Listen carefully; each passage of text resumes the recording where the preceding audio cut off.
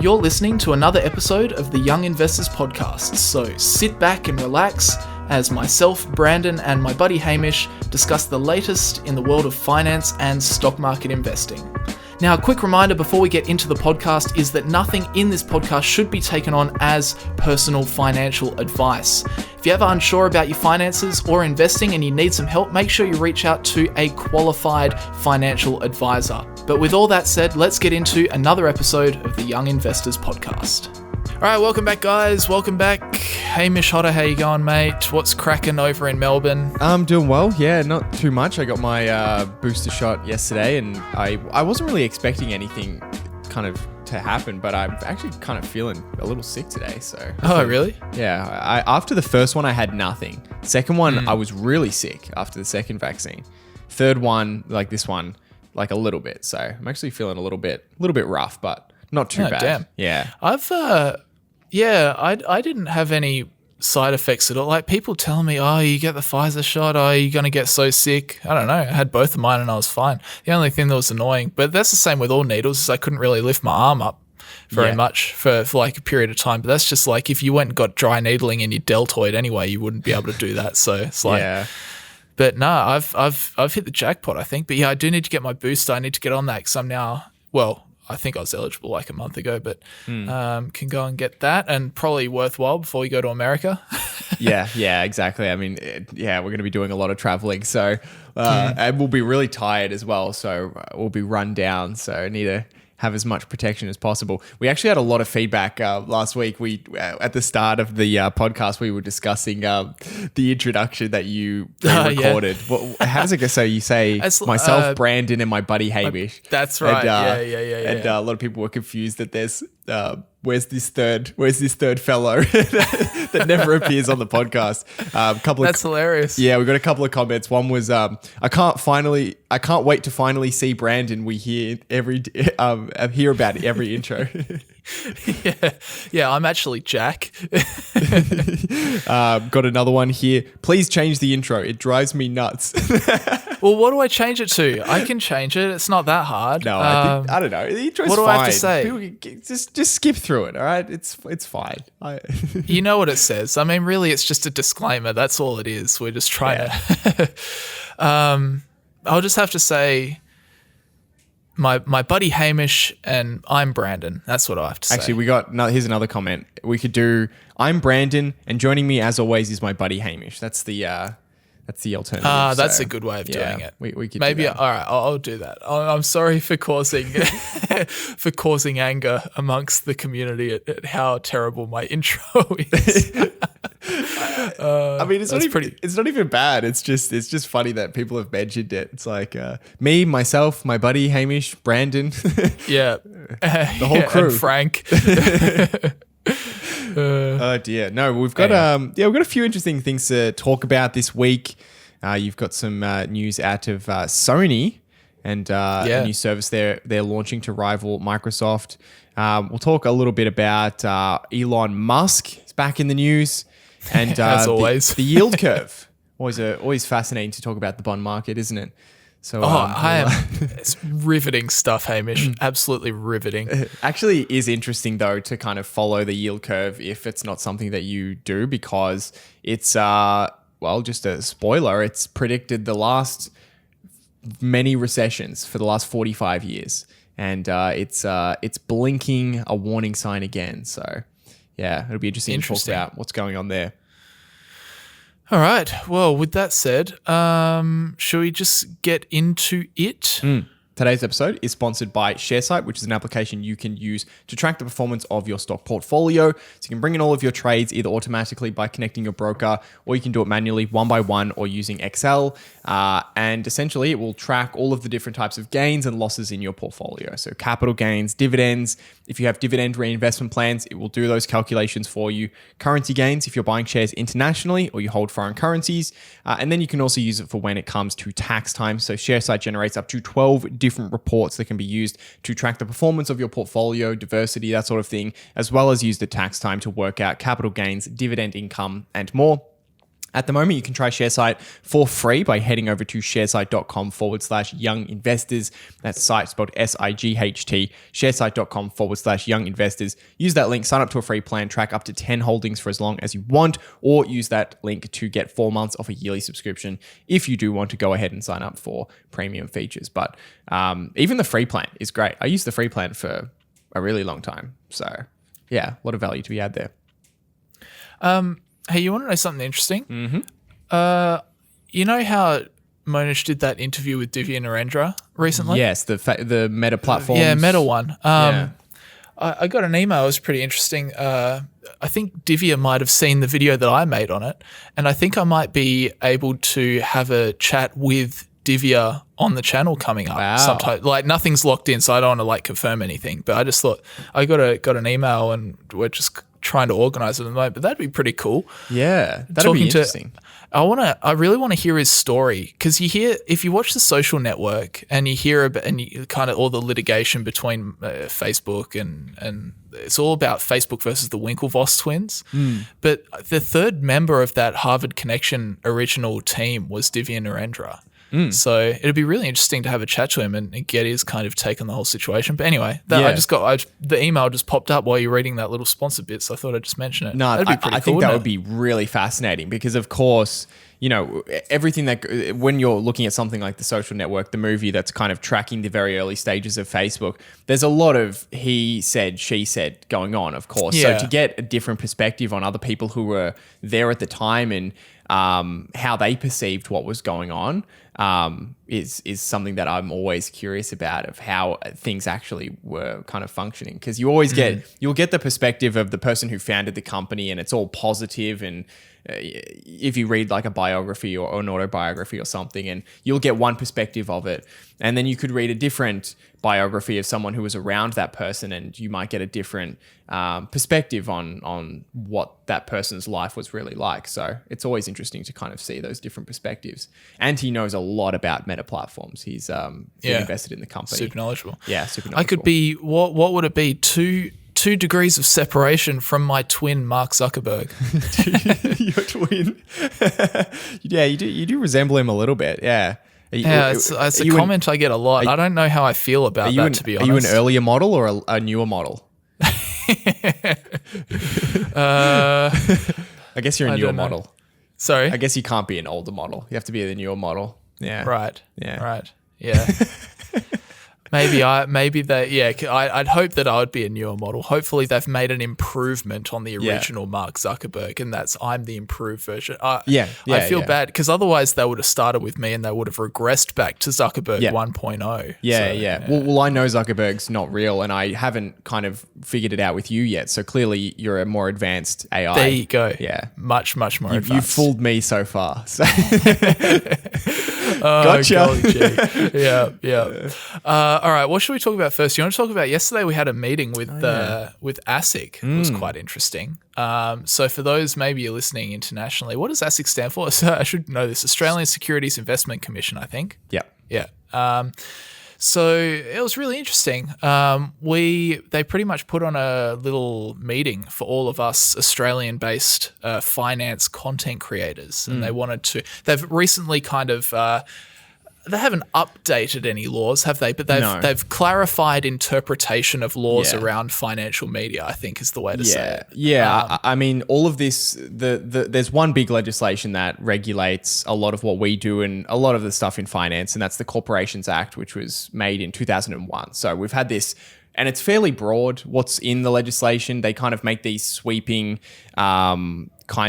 definitions, and then it's really up to ASIC to come out and help people figure out how they are going to interpret the legislation, what they mean, or how they think the legislation is meant to be interpreted, and how they're going to enforce it. So, of course, with the evolution of social media and the rise of particularly finance and investing talk on social media, I think, what was it, a couple of weeks ago, they brought out an information sheet talking about how, when it comes specifically to social media businesses and influencers, how they would be interpreting that legislation for those particular types of businesses. It was actually pretty interesting. So we've kind of had some updated rules and regs and that sort of thing, or updated interpretations. And then we sat down for about, what was it? It ended up being like 2 hours. It was only supposed to be 1 hour, but it ended up being 2, just because we had so many questions about how they're interpreting this and that. Because, I mean, I think we don't really mind what the rules are. I think we just want to know exactly, like we want it to be clear what the rules are, so that we know what we can and can't do. We want to know where the line is, so that we know to stay on the right side of the line, not accidentally step over to the wrong side of the line. But no, it was very interesting. So we talked about a few different topics. I've just listed a couple of key things that I kind of took out of it. One of the interesting things was, and this is where maybe some Australian finance content creators are going to differ from US-based content creators, is that I think the gist that I got is, what I took away from anyway, is that we're really flirting with a little bit of danger if we talk about our own investment decisions from now on. Is that what you and I should say, the reason I'm saying is that what you kind of got out of it is that, unfortunately, all of the answers that we got were still quite vague and almost political in a sense, which is, it was still nice that we had the opportunity to ask, but I don't think we got any answers that were certainly like line in the sand, do this, but don't do that. But I think my interpretation was that they really would be looking closely if we start talking about our own investment decisions and why we've made them, as they feel that if you do it wrong, it could unintentionally even imply a buy, hold, or sell recommendation on some of those businesses. Is that what you got out of that section? Yeah, pretty much. And as you said, there were super vague on how they're going to be applying the rules. And I think one of the most difficult things for a lot of us creators to navigate is this media exemption that's existed for so long, which should provide an outlet for businesses where the primary or the media form, where the primary purpose of the media form isn't to influence people's decisions, but includes content that does or could influence people's decisions. Yeah. And that's where there's a huge gray area. I think the specific line is the exemption is allowed if the sole or primary purpose of the content is not to provide financial product advice. So that's where the question comes to, is the content's primary purpose influencing your decision? And I think it's super clear for something like, and not many Australian creators do this as far as I'm aware, but the 5 stocks to buy kind of video, clearly the primary purpose of that video is to influence or could influence your decision on that content. So to me, that kind of content is clearly not allowed. That's well into the area where you can't do that.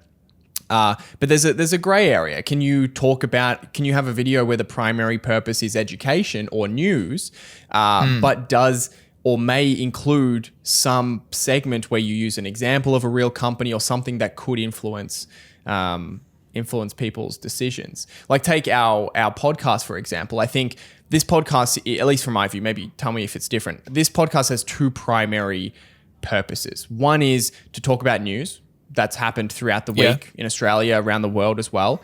And the other is entertainment, to bring a little bit of light to it, to joke about some things.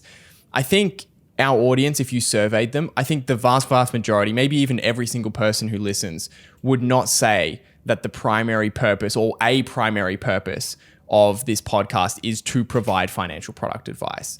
Yeah, which definitely not. Means we should fit under that exemption, and I think if somebody said if somebody answered that that's what we were trying to do, I think we've gotten our done something wrong. Very, very wrong. Yeah. Yeah. Because that's not what we're trying to do. Yeah. And I think that kind of gets back to what they were talking about, like people that are misleading. It's like, we're obviously not trying to do this. No. We're not trying to mislead people or try and convince people to go with certain financial product. Anyway, sorry, I did cut you off just there. No, so all that is to say is, in my view of a non-lawyer, I obviously am naive, right? My non-lawyer view of that is that we would fit under the exemption. And what that means is, if we do accidentally provide some kind of general financial advice in the podcast, it should be exempt, because it's not the primary purpose of the episode. So if we accidentally say, or intentionally, whatever it is, if we say, I like this index fund over this index fund, as long as that's not the primary purpose of the podcast or the episode, which it's clearly not, we should be exempt. And I think that's where we want to get some clarity, because we really didn't get an answer to whether that's okay.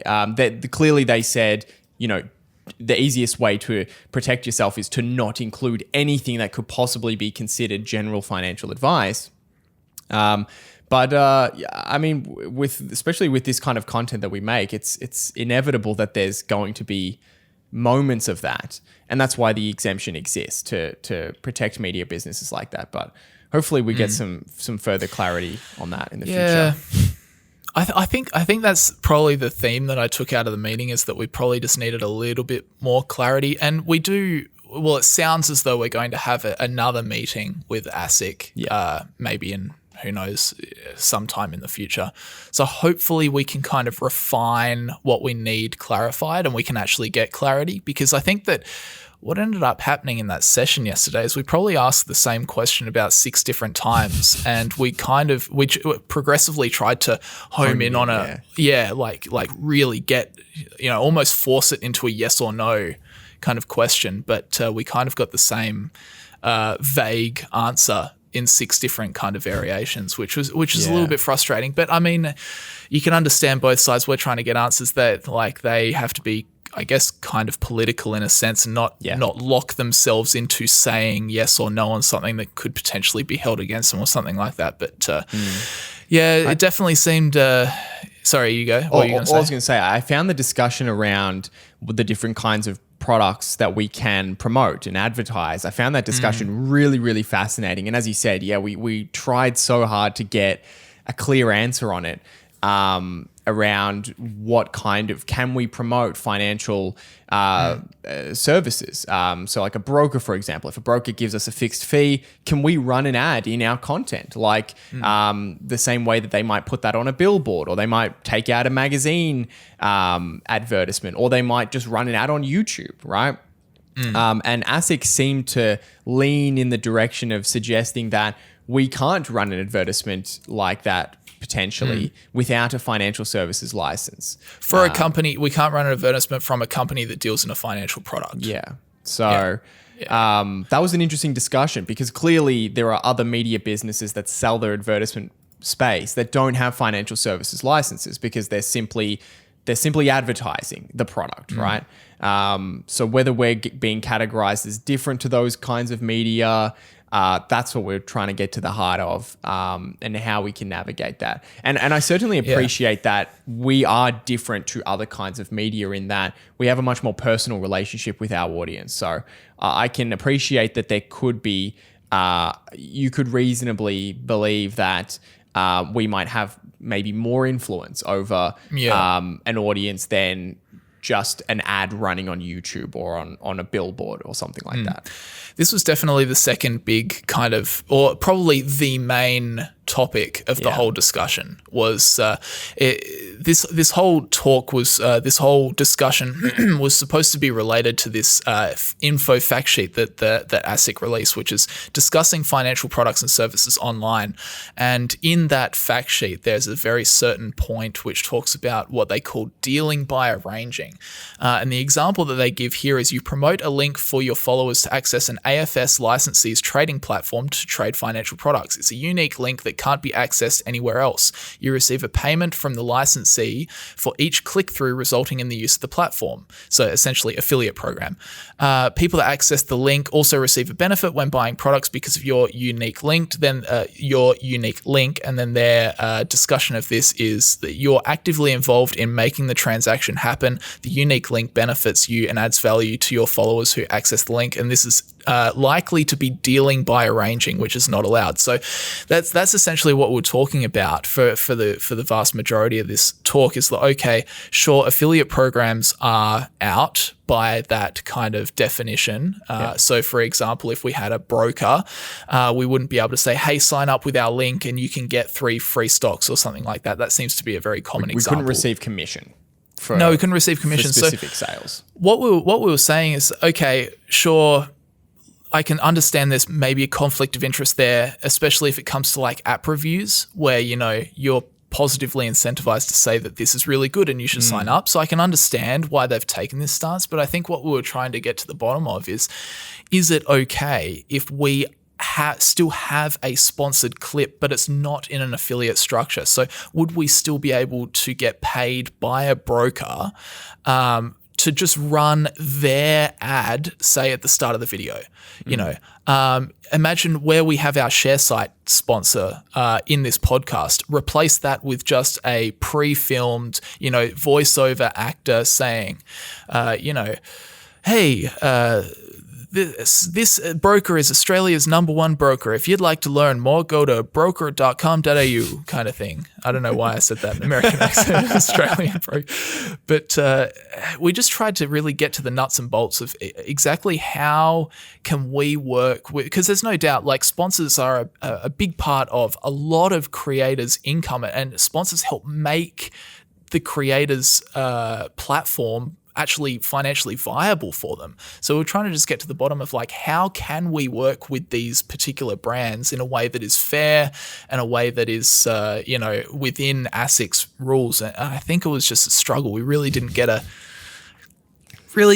rock solid interpretation of how we can work with brands. Yeah. It kind of everything kind of came back to, well, it's contextual. How much are you involved in the process and how much is the influence there and that sort of thing. And it's like, it was just difficult. It is difficult. And I mean, look, that's the nature of the legislation. It's by design broad, gives ASIC quite a lot of power to interpret it in a lot of different ways, and that's where there's just difficulty in us getting some clarity on what it actually means. Because if the legislation was very, very specific and told us there's such a heading in the Corporations Act, social media influencers, and then it explains exactly what we can do, then there's no room for doubt.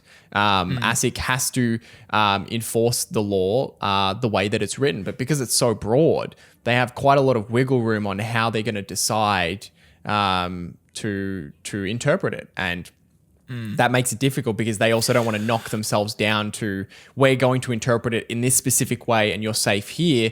They still want to be a little bit broad so that they don't just in case they don't allow you to do something that later they decide they don't want you to be doing. Although one theme that I definitely did get out of the talk is that they definitely emphasized that what they're really trying to stop is misleading and deceptive behavior, which I think is really, really good. Yeah.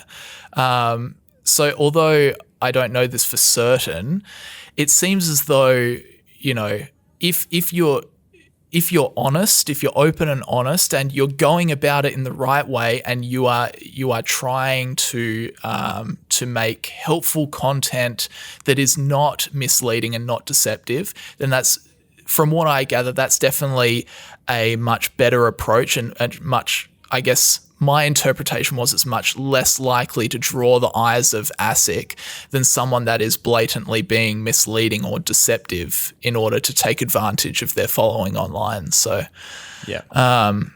again, no concrete set in stone yes or no's, but this is kind of what I guess I took out of the meeting. But I hope from here we can get another meeting and we can really get to the nuts and bolts.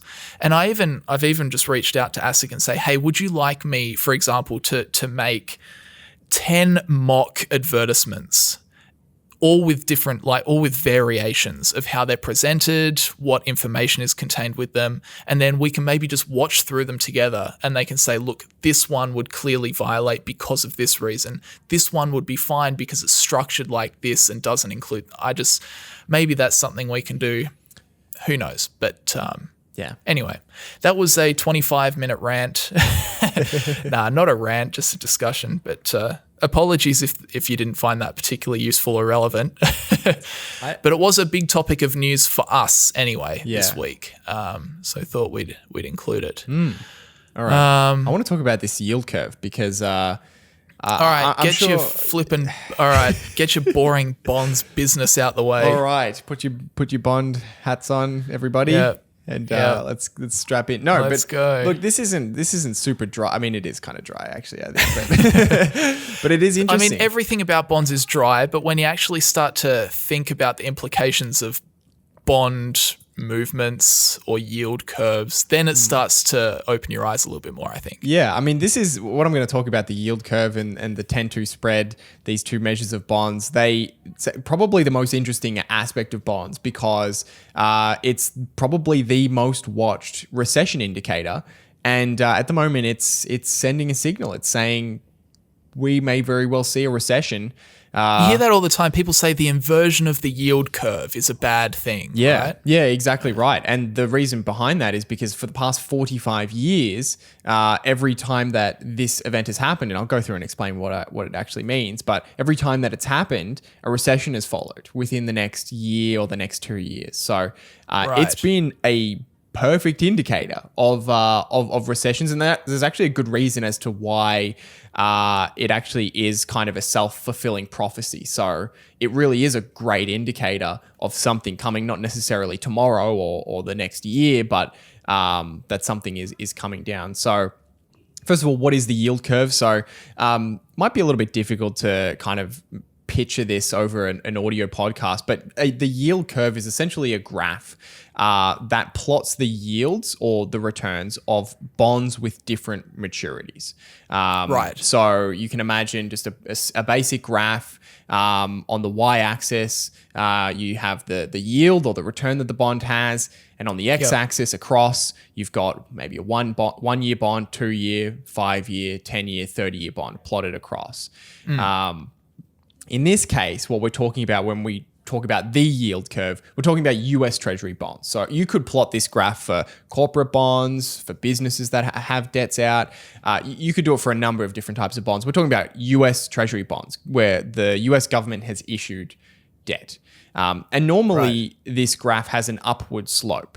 And that makes perfect sense, right? So a shorter term bond, such as a 1 year or a 2 year bond, typically earns a lower return than a bond that is longer, such as 10 or 30 years. And the reason, so as an investor, if I lock my money down for longer, then I should get a better return for that. Exactly. That's kind of I can't remember exactly what the name of the reason behind that is. It's called the maturity premium or something like that. Right, okay. Whereby, you're essentially locking your money away. Of course, you could sell the bond, but the price of the bond will fluctuate. So if you want to guarantee that you get the return you initially expected when you bought the bond, you get the coupon payment, then you got to hold it. You've got to hold it until it matures. So essentially, if you have a shorter bond, you have a little bit more flexibility with your money. Right. So... And then what happens? So when we're talking about a yield curve that is flattening or inverting, first it would begin to flatten, and that essentially means that either the short-term bond yields go up or the long-term bond yields go down. So you've got this graph that normally trends up. Now it's kind of flattening out. So the yield that you get, the return you get on different maturity bonds starts to become really, really similar. You can get a similar return on a 2 year bond to, say, a 10 year bond. And the yield curve is one way that people think about it. I think a much more simple measure that people look at is, instead of thinking about the curve, which includes every single type of bond, so a 1 year, 2 year, 3 year, 5 year, has all of these. It's a lot easier just to look at something called the 10-2 spread, which is the difference between the 2 year bond and the 10 year bond. So just picking like 2 points on the graph, basically. Of course, normally the 10 year bond should have a higher yield than the 2 year. And as it flattens over time, the gap between them starts to shrink. So 2 points, so it's like a seesaw almost, up and down. Exactly right. And if the difference between the yields on those two, the 10 and the 2, is 0, then the curve has flattened, right? So essentially you've got these 2 points and the curve has flattened. Of course, if the graph goes negative, so if the 2 year bond has a higher yield than the 10 year, which is typically not what happens, but if that happens, then the curve is said to have inverted. So that's the event that people look for when it comes to this particular indicator. Typically, it's trending upwards, then it begins to flatten, and if it inverts, if the shorter term bonds have better yields than the longer term bonds, it's an indication of a recession. So why? I can kind of just go through and break down why would that be an indication of a recession. Well, we already kind of explained why the 10-year bond typically has a lot higher return than the 2-year bond. A 10-year bond that is offering a lower yield than a 2-year bond indicates that investors are buying long-term bonds faster than short-term bonds. And that basically happens when investors expect the short-term returns to be really bad. So essentially it is an indication of people wanting to lock in a 10-year bond, a 20-year bond, a 30-year bond, lock their money away, even if it's only a 2% return, which is where we're at right now, 2.5%.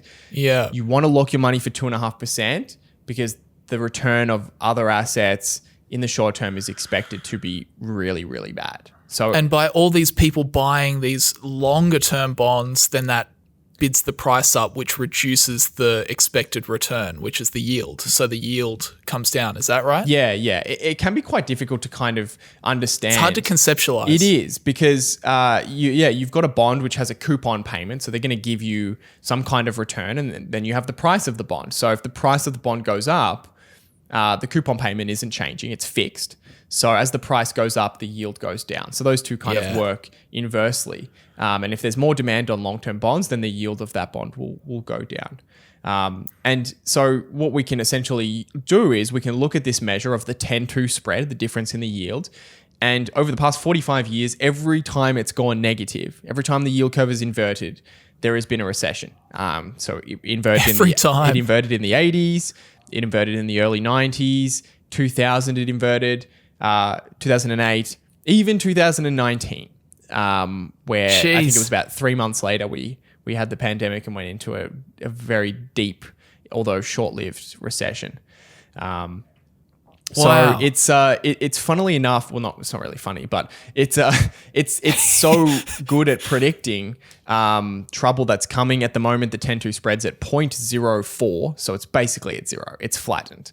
And it's been trending down for quite a while, so it's likely to go negative probably by the time you're listening to this podcast, I would expect. Wow. And it's kind of funny because it is a self-fulfilling prophecy, because what happens is as the yields change in the bond market and higher short-term bond yields go higher, it actually makes it more difficult for businesses to access debt in the bond market. It makes the short-term debt more expensive. And that essentially means that it's a self-fulfilling prophecy. Businesses that need short-term debt can't get it at the low interest rate they previously could. And those businesses start to fail, inducing the recession that this bond market indicator predicts. So it's very fascinating. Of course, it does make sense though.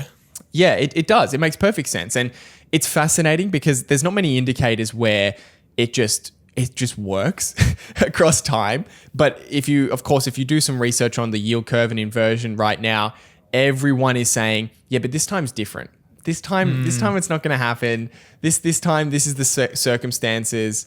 So it'll be interesting to see what happens. Of course, we never invest based on these broad. We're not pulling money out of the market. We're not, and it doesn't even matter what we're doing anyway. But we never use these indicators to make investment decisions. But it's a fascinating one to watch, because if it doesn't turn into a recession in the next couple of years, it'll be the first time in half a century that this indicator was wrong. Jeez, that's crazy that it's just happened to. I mean, I understand that you were talking about how the self-fulfilling prophecy, but it is crazy that it's kind of been before every single one in like the last 50 years. That's pretty insane. Yeah. That's pretty insane. There you go. Well, that does help you understand why everybody on TV is always talking about the inversion of the yield curve. Like whenever it happens, you will know about it. Yeah. As soon as it happens, it is plastered everywhere. Because I remember the last one that happened, which was what you said in 2019. I remember everybody was talking about at the time, inversion of the yield curve, watch out. Yeah. But I guess clearly there's something to it. Yeah. But very interesting. And I know that bonds are boring and you know, it puts you to sleep. I understand that. But if you're investing in the stock market, understanding how bonds work is a really good way to get better at least in my opinion, to get better at analyzing businesses, because, and Buffett will talk about this as well, a bond is very, very similar. We think about stock market investments in a very, very similar way to a bond, except that the bond has fixed cash flows. Yeah. So you kind of know what's coming in the future. They're really easy to value for certainty if you hold them to maturity. But it's like a vacuum environment that you can look at, and to help you understand how we should think about businesses, which is the same thing as Buffett says. We think about businesses as a bond, except the coupons haven't been printed yet. We don't know what the cash flows are going to be next year. On the bond, it says you're going to receive, $100 on, or whatever it is, $50 on this $1,000 bond. You're going to receive $50 every year for the next 20 years. It's written on the bond. But on a stock, we don't know, and we have to figure it out. What do we think we're going to get each of the next 10 years? So understanding bonds is a great baseline to get good at analyzing businesses, I think. I remember that's exactly what you're talking about. That resonated with me as well when Warren Buffett, that was probably a real eye-opening moment when Buffett, he essentially said, look, the discounted cash flow model, you know what that's doing, right? You are trying to turn a stock into a bond. Yep. That's what we're trying to do. We are trying to model out what this business will do over the next however long. Yeah. So that we're trying to fill in the blanks. It's like we're getting a bond with blank spaces on it, and we have to try and figure out what goes in the blank spaces to figure out whether we want to buy that bond. Yep. That's essentially what we're doing when it comes to discounted cash flow and stock analysis, which very, very interesting. I found that really, I never thought of investing or discounted cash flow analysis like that before I heard Buffett say that. And as soon as he said it, it was just one of those moments where you're like, oh, of course that's what we're doing. Yeah. I think having those kind of analogies is really helpful. Another one that's really good is property, because you can kind of think of it as, the rent doesn't change too much. It's kind of simple. You have rent coming in, you have these expenses, maybe you have some maintenance, and you might sell the property in 20 years. There's not too many moving parts. So starting with something that's quite simple and then moving those similar principles to something that's very complex, like a business that has a lot of moving parts in a lot of cases, is a good way to wrap your head around it and not get overwhelmed when you're looking at a business and thinking, oh my God, what is this thing worth? How do I even begin to figure out what it's worth? So yeah, we'll see. I almost just said, hopefully the yield curve inverts. I hope it doesn't, because technically it hasn't as of this moment, but it's trended that way. It's very close. So we'll see by the time this comes out. Maybe you can do a Google search of the 10-2 spread and see if it's gone negative. But there you go. Well, on the topic of bonds and inverted yield curves, let's talk about Sony and Microsoft and video games. So great transition. Worst segue of all time. It's up there. No, okay, this is completely different, but there's no real way of transitioning across. Next news story. Sony, which of course makes the PlayStation, they are launching a new subscription service to rival Microsoft's video game subscription service, which is Microsoft Game Pass. So it says here, Sony is set to launch a new video game subscription service this summer, seeking to drive sales of its PlayStation consoles and compete with a similar offering from Microsoft. The company said Tuesday it will bundle its existing PlayStation Plus and PlayStation Now services into a single subscription service called PlayStation Plus. The new PlayStation Plus will be available in June. It comes in 3 tiers. There's a basic package. Get a load of these names. So first of all, there's PS Plus Essential, which replaces the original PS Plus, which offers players 2 free games each month and access to online multiplayer. It costs $10 a month or $60 annually. A step above the Essential plan is, this is the naming convention here, PS Plus Extra. So PS Plus Extra, which comes with all the same perks as Essential, but now includes a selection of 400 downloadable PS4 and PS5 titles. It's priced at $15 a month or $100 a year. The most expensive package is PS Plus Premium.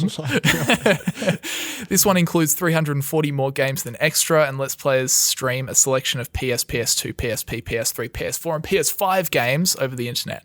PS Plus Premium costs $18 a month or $100 $220 each year. Oh my God. gosh. PS Plus Essential, PS Plus Extra, PS Plus Premium. I wonder when the plus Just drop the plus. What is it? A suffix? I don't know. But I wonder when suffix, that's going to end. Because we're obviously that's the boom at the moment. It's Paramount Plus. It's Apple or Pro. Yeah, Pro. Yeah, exactly. Yeah, Pro or Plus. it always kind of shifts over time. I can't think off the top of my head what else there has been, but there's always been. I guess there was. I don't know, but there's always like whatever the new edition is. And at the moment, the rage is Plus, but it's been Plus for a while, so I feel like we could see something new soon. I don't know, but yeah. That last one, PSPP. Yeah, I know, right? That's not a great. It's kind of like Apple's naming convention. What is it? The MacBook M1. Oh, like Mac. No, what was it? The MacBook M1 Max. I don't know. Or something like that. They had just some like weird Mac name. Mix. Anyway. Oh dear. Okay. But anyway, so yeah, moving on. So that's kind of how it's going to be laid out. So I thought I'd talk about kind of the video game industry in general because this might seem like boring news to a lot of people, but it's kind of representative of where the video game industry is headed, which I think is really interesting. Because what we've seen over the last few years as well is we've seen a lot of consolidation in the gaming industry. And the reason for that is because obviously now we've got PS5, we've got Xbox Series X, they're the latest consoles. They've still got disc drives. You can still go to JB Hi-Fi, you still go to EB Games and buy discs. You can buy from those retailers. You can bring back the disc, plug it into your console and then go from there. But in the future, all gaming is going to end up digital. Like, we're not going to be buying those discs anymore, which is sad for those retailers, but it's just the way it is. I mean, it's very likely that the next generation of consoles won't have a disc drive and it's all going to be digital. Yeah. And of course, with that kind of setup of the industry where everything's just digital downloadable content, of course, the industry is looking to move, like every other industry, into the monthly subscription model because it's just so damn profitable. So it's very interesting that now in 2022, we've got the gaming industry actually starting to look and feel the same as what we talk about with streaming services like Netflix and Disney Plus. And one of the key, arguments we've been talking about for these streaming services over the last little while is how important it is if you're going to do monthly subscription or monthly streaming options, and there's going to be multiple monthly streaming options, how important it is for you to have the original content, for you to own the content.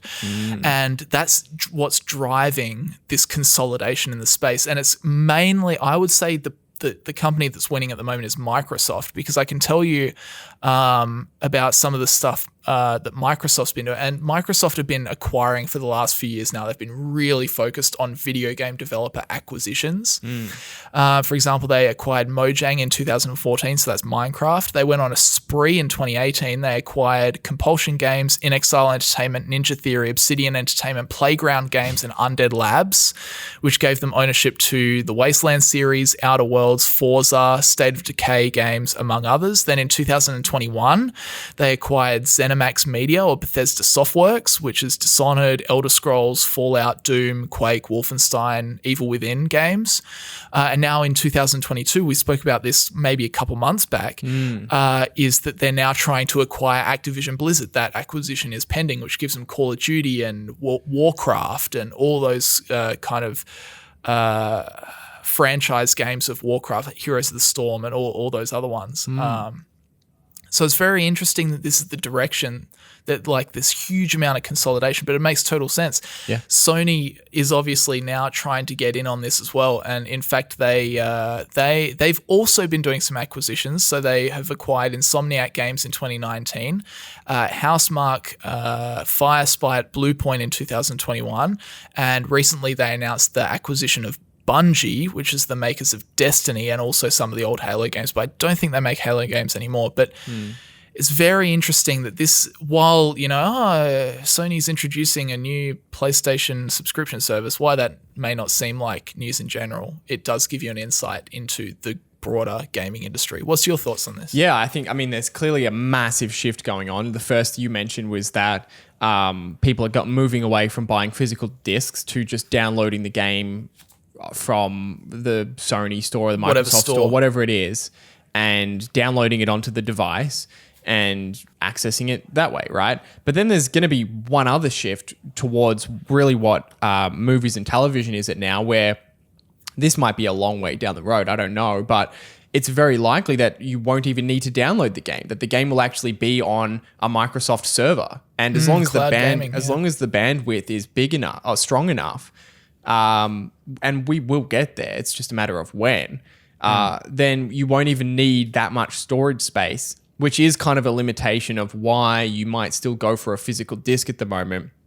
Because if you have a physical disc, some of the storage is on the disc, right? So you don't need as much space, and you can hold more games, which is still a big limitation of even a PS5 console, that you can't really fit that many big games like Call of Duty on there. You can only fit a handful of them before you need to get an external drive. So that's kind of going to be the next kind of push. But yeah, it is this big shift, and it does seem like the consoles have a lot of the power, because that's the most seamless way that people could get access to games, rather than having to go to some external store physically. You can just download the games within the console.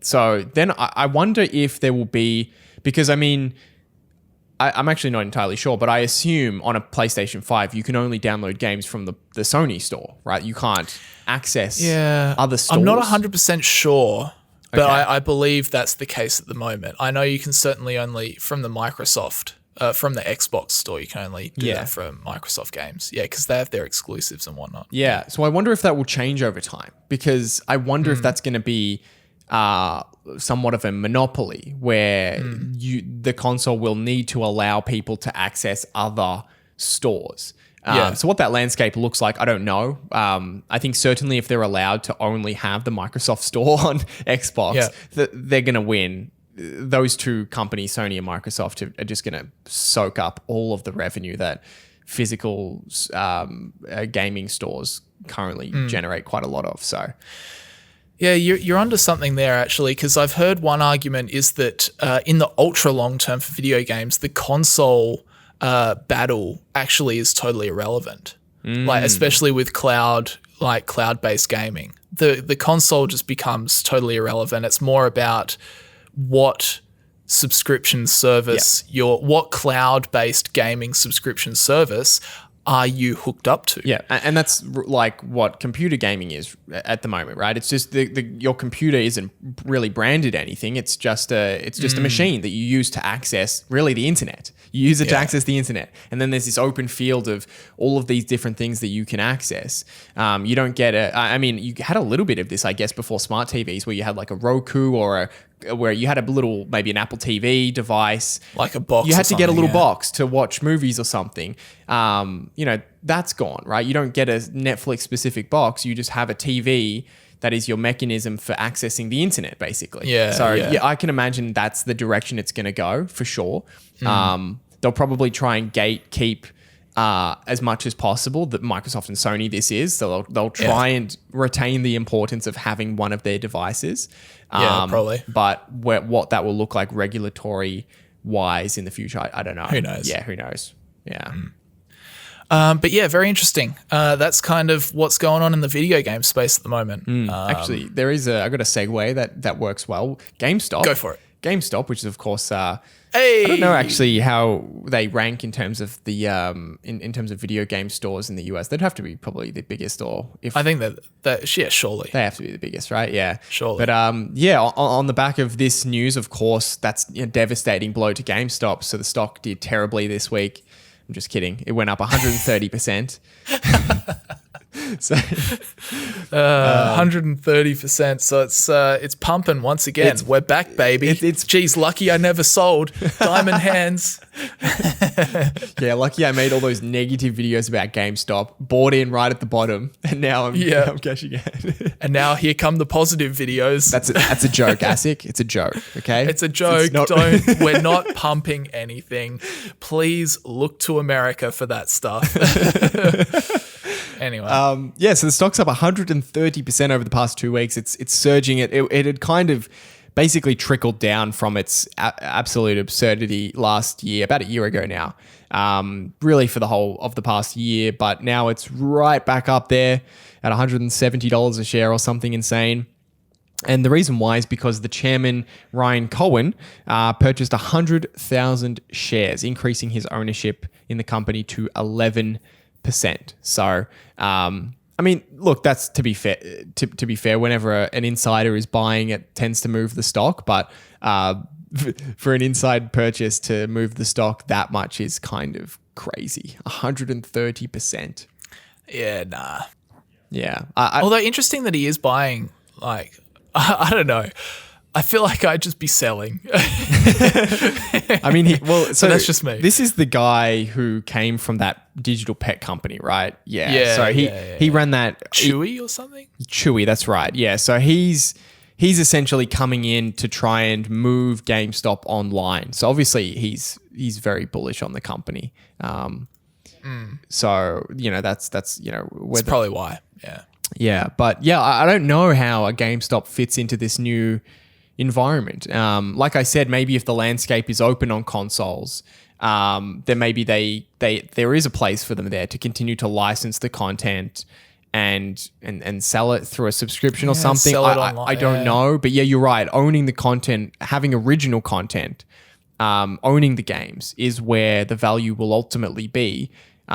Because I mean, it's the same thing Netflix has gone through. As soon as they were successful, all of the other companies didn't want to license their movie content to them for so cheap anymore. They upped the prices, or they took the content off and put it on their own platform to make money. So that's obviously very likely the direction this will go.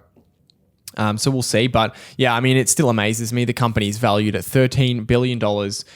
Hasn't been profitable since 2017, and its best year, which I think was like 2013 or 2014, was 400 million in profit. So they're at a 30 PE to the best profit year they've ever had, and they've been in decline since then. So I struggle to see it, but whenever I say that, I get a mob of angry people who don't like that I say that and say mean comments on my YouTube videos. So yeah, that was quite crazy. When I looked at the comments on that video, it's amazing. There's because so many people that are just on this train, on this kind of this herd of we're gonna stick it to the man kind of GameStop forever kind of diamond hands bandwagon. I mean, you just got to think rationally. And I made it super clear in that video that I'm not a trader. That they're very well. I mean, the GameStop short squeeze was one of the greatest trades, if not the greatest trade of all time. So if there was a reasonable way for you to predict that, I don't know. Like, I'm not in that space. Then good for you. That's great.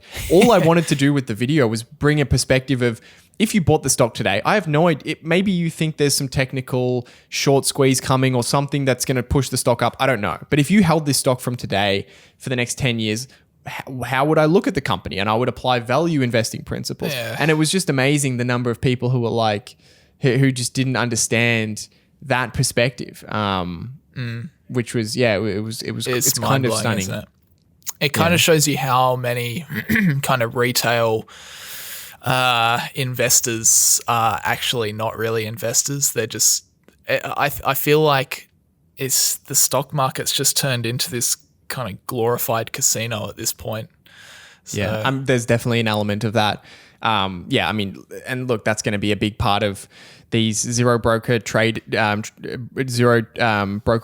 brokers in the US. It really invites another element of gambling. That gambling apps, sports betting apps have kind of introduced as well, that it's just easy. If you don't have to go anywhere, you don't have to pick up a phone, you can just put a little bit of money into an account and just mess around. And for a lot of young people, that's thrilling. And it's kind of disappointing, but at the same time, I don't know. I guess as long as you know if you want to have a gambling speculative, part and you know that that's what you're doing, you're just gambling and you can manage it, then that's fine. Whatever, live and let live, right? But yeah, it is a blurred line when you're in the stock market and doing that, because you need to make a distinction about what you're trying to do. Don't fall into the trap of thinking you're actually making money betting on speculative companies, because you're probably going to lose. And on that cheery note, it's true. On that cheery note, should we do a couple of Q&A questions? Yes, let's do it. Cool. Do you want to? This one's addressed to me. You want to ask this one to me, and I'll ask you the next one.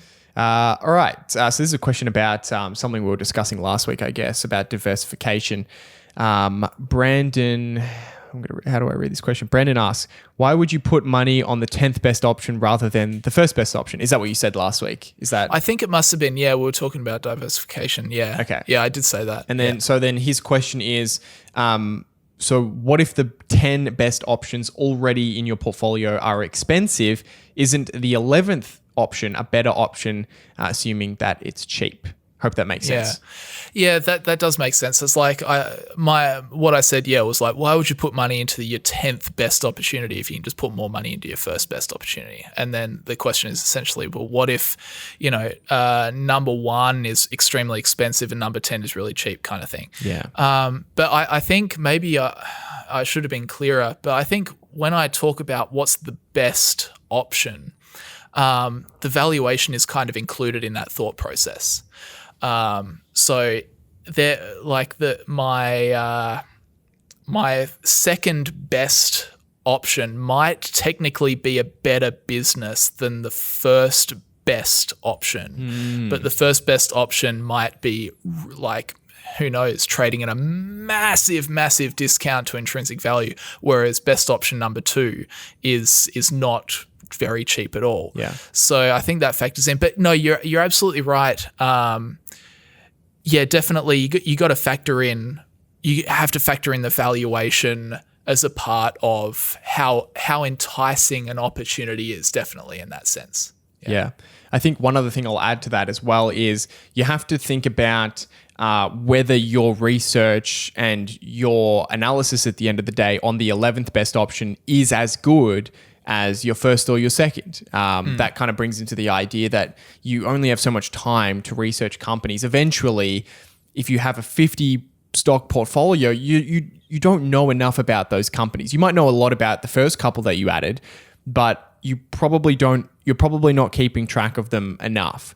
So while you might see, I could add a 15th stock and this one looks really cheap, have you really spent enough time on it? And is it really a better option than the businesses that look maybe more expensive, but maybe you've spent more time on them, so you have a better grasp on the value? So that's something to think about is make sure that you're limiting your time to a number of businesses where you're giving yourself the opportunity to go deep enough in them rather than spreading yourself too thin. Yep. All right, cool. Should I ask you this next one? Yeah, go for it. Okay, sure. Hi, I have a big question for your next podcast. I was wondering if you could talk about the best financial metrics when analyzing a company. Maybe explain what they are, and I'm not quite sorry. That sentence, I don't think that sentence makes sense. But yeah, I think we get the gist of the question. Yeah. What are the best financial metrics that you kind of tend to look at? Can you think of things as best financial metrics? One stands out to me as soon as I read this question, and that would be some kind of measure of management's efficiency. So I think Buffett talks about the return on net tangible assets or something like that, or return on tangible assets, return on invested capital, return on equity. These are all measures of the profits that the business produces compared to some form of capital within the business, whether it's all of the invested capital, whether it's all of the assets, whether it's the physical assets, the tangible assets, whether it's just the equity. So using measures like that to figure out how effective management is at taking profit, investing it in a new warehouse, a new product launch, whatever it is, and seeing what profit is produced from that on a percentage basis. What's the percentage return they're getting consistently over time? That's one of the best ways that you can assess one, how good a business is, because that'll be baked into the nature of the business will impact what kind of return the business can produce, but also how effective management is at making decisions. So that would be, I'll put that out there as well. I think that's a good way of really getting as quickly as possible to like the core of how this thing is going to potentially perform for us in the future. Yeah. But another thing that I would kind of just caution is that you definitely don't want to fall into the trap of thinking, oh, I have 5 favorite financial metrics, so as long as those 5 tick my box, then I'm going to buy it. Because I think that looking at a selection of, or maybe 1, 2, or 3 financial metrics, it might give you some very handy information about a company, but it won't give you the picture that you need to really understand to make to properly understand a business and make an investment. I wrote down here, like, for example, it's helpful to look at price to earnings or revenue growth or earnings per share growth or free cash flow growth. But even after looking at those 4, you still have no idea about what you were talking about just before, Hamish, the management's effectiveness and their ability to grow the business. Or their honesty, for example. Or their yeah, that's a good one as well. So it's like, what's the return on invested capital? What's the current ratio? How are they managing debt? What's the debt to equity ratio? So I think it's there are definitely metrics that we value over other metrics. Like, I think, for example, like, I don't really look at price to earnings because I just think it just tells you what other people think about the stock. It doesn't really tell you anything about the business. Yeah. But yeah, I will just caution people to, you really need to take a holistic approach, I think, is the way I would describe it. You need to really understand the business and understand the story, where it's come from, where it is now, where it's going into the future. And I think that overall, if you look at all of the financial kind of metrics that we look at together, that helps you understand the story better. Yeah. Helps you understand the story of their financial statements anyway. Yeah. Yeah. I think, I can't remember who said this. Maybe it was Seth Klarman, I think, that investing it's not a science, it's not an art. It's kind of a combination of both. There's qualitative aspects and there's quantitative aspects. And there are good quantitative measures that we can use, ratios and that sort of thing. But there's a qualitative aspect to it. It's more like cooking, where there is a recipe. There's somewhat of a science. There's a structured approach, but how good that whatever you're cooking comes out is reliant on following the recipe, but also technique, right? And that comes with kind of experience over time. There's a little bit of art that's certainly involved in cooking, and I think the same thing applies in investing. There's the quantitative, but there's also the qualitative aspects. Is the management team being honest with me? Can I trust them? That sort of thing. Those things, there's not really. There's a checklist you could put together of things to look for, but there's not a financial measure that tells you if the CEO is being honest with you and is one that cares about the business, for example. So, yeah, I think that's probably a good place to leave that one. Yeah. All right. That's us, team. That's us done for another week. Thanks very much for listening, as always. If you have a Q&A question you'd like for us to answer in a future episode, just go over to the YouTube version and feel free to leave us a comment. Just find the most recent podcast, drop us a comment, and we will see it. But yeah, geez, that turned into quite the podcast. We didn't even get through everything we had written down. We went on that ASIC thing for a long time. Yeah, we'll talk about Elon Musk next week. Yeah. But yeah, guys, thanks very much, as always, for listening. Do all the usual stuff, subscribe and follow, or whatever you do with podcasts. Leave a review. We never say that. Leave a review. Leave a review. I haven't looked at the reviews please in a while. go and leave a review. We desperately need reviews. Please. I think some of our reviews, like on Apple, are like pretty nasty. I don't know. So it's like people that hate you want to leave reviews more than people that love you. That's a good point. Yeah, that's just the way it is. Oh well. But yeah, anyway, topic for another day. Thanks very much for listening, guys. We appreciate it. Hope you got something out of this podcast, and we'll see you guys next week. See you guys.